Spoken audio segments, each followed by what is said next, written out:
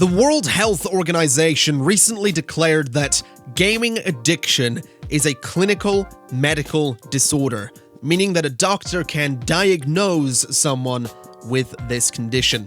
The disorder is characterized by impaired control over gaming, increasing priority given to gaming over other activities to the extent that gaming takes precedence over other interested and daily activities, and continuation or escalation of gaming despite the occurrence of negative consequences. This declaration by WHO has been paired with countless news articles from mainstream publications with statements from parents of children who have been self-diagnosed as addicted to video games, and in some cases have been seen to behave recklessly or aggressively whilst playing video games like Minecraft or Fortnite. One mother, via BBC News Northern Ireland, states that he actually threw things across the room when referring to her 10-year-old son who suffers from this so-called gaming addiction. And whilst neither the article nor the audio clip share the name of the game being discussed, the game itself is described as competitive and is also described as one where the child felt like he had to win. And while it's just my assumption, I would guess that the game is Fortnite, which the Video Standards Council in the UK has rated as PEGI 12, meaning it is not suitable for persons under 12 years of age. In an article by CNN, a Dr. Vladimir Pozniak is quoted as saying that the characteristics of gaming addiction are, quote, very similar, end quote, to those of substance abuse and gambling disorder. He goes on to say that, quote, millions of gamers around the world, even when it comes to the intense gaming, would never qualify as people suffering from a gaming disorder. And let me emphasize that this is a clinical condition, and clinical diagnosis can only be made by health professionals who are trained to do that, end quote. Personally, I'm not entirely against the idea of gaming addiction being something that can be declared after clinical evaluations, especially when the behavior that leads to such a diagnosis has to take place over 12 months, as opposed to over a period of a few days or weeks. Such requirements will surely help to prevent reactionary behavior from parents who may wish to pin certain behavior on video games as opposed to something else, such as deeper-seated behavioral problems. What concerns me, however, is that this is something that comes at a time when video games are a hot topic in the media as a result of the explosion of Fortnite into very young circles of gamers and friends. This whole declaration to me feels very much like an attempt to strike while the iron is hot, especially when it comes to the articles put out by organizations like the BBC, who had little more than a video with young friends talking about how long they play video games per week, coupled with still text on screen presenting somewhat editorialized information from the WHO declaration itself. As well as the almost opportunistic timing of this declaration, I'm incredibly concerned that this is going to add a sense of legitimacy to those who have campaigned for decades in favor of the idea that video games cause a great deal of aggression in people, especially children, and should have tighter regulations placed upon them as a result, with some video game franchises being completely banned, such as Grand Theft Auto and Call of Duty. Even recently, an Australian morning show, The Today Show, had their in-house psychologist talking about how there are over 100 studies that show this kind of link, with no mention at all of the numerous more studies that show otherwise.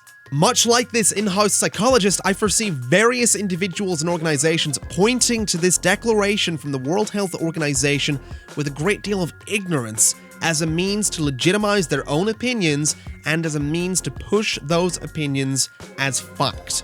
As someone who has had gaming be a major part of their life for over 2 decades, and whose career revolves around video games, I can't help but feel that there is a great deal of ignorance when it comes to this industry and those who happen to enjoy the fruits of the industry itself. Much like music, film, and television, gaming itself is a form of media that is intended to evoke a response and emotion from those who choose to consume it. Where a horror film aims to scare you and a rock song aims to pump you up, some games aim to get your adrenaline pumping. Other games draw you in with a sense of wonder and mystery. Some games tell war stories, some games tell sad stories, and some games are simply experiences where you create your own stories. Stories that you share online with your friends. Much like paintings that date back hundreds of years, many video games are designed to invoke something different in everyone, and are open to interpretation. Growing up, I didn't have a huge number of friends and never had a particular interest in sports. I'd been a huge Star Wars fan since seeing The Phantom Menace in theaters and the original trilogy on VHS. But it wasn't until I got a PlayStation one year that I found a hobby that I could just let myself be absorbed by, and that felt like it was for me. My gaming habits weren't exactly what I would call healthy, but that wasn't due to an addiction to the games themselves. That was because the environment in which I grew up in didn't excite or interest me as much as it interested those that I went to school with. I'd always been a shy child and wasn't particularly athletic, but I was very good at video games, which invoked a sense of happiness and satisfaction in me, feelings which others get from a whole host of different places or from different tasks. Video games also opened up my world and let me make friends who I had shared interests with. They helped me to understand and learn about the online world, and suddenly my world wasn't just a pokey little town in Northern Ireland, it was however big or small I wanted it to be. And I had friends everywhere in it. My desire to play games didn't come from an addiction to the games themselves, it came from dissatisfaction and disinterest in what my surroundings offered. As a child, I was very happy to be at home, but was regularly picked on and bullied in school, and even though I didn't know of the word at the time, that regularly left me feeling depressed and upset.